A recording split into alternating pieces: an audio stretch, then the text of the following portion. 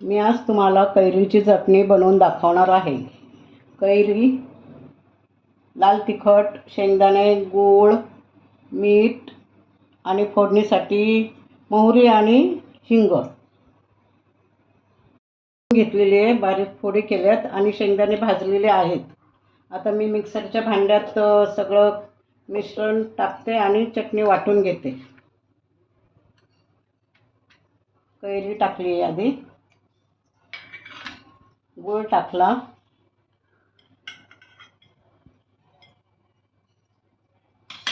शेंगदाणे,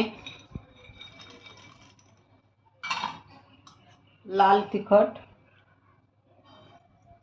तुमच्या आवडीप्रमाणे तिखट तुम्हाला जसं लागेल तसं तिखट घ्यायचं आणि इथे मीठ टाकते.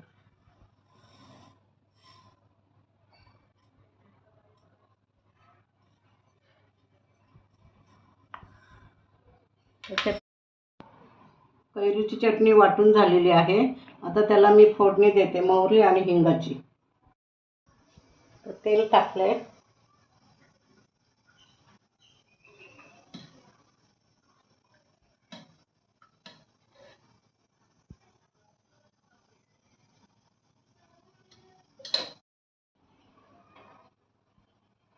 आता मी फोडणी मोहरी टाकते. तेल तापलेलं आहे तर हिंग टाकल्यावर गॅस बंद करा.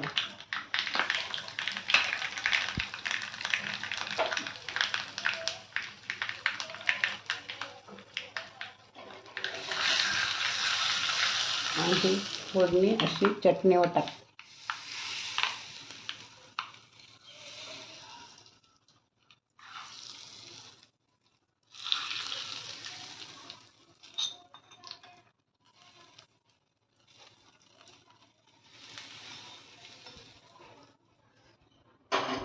चटणी तयार झालेली आहे.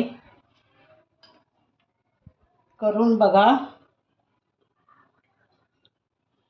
तुम्हाला आवडले असेल तर लाईक करा, सबस्क्राईब करा आणि मला कमेंट करा.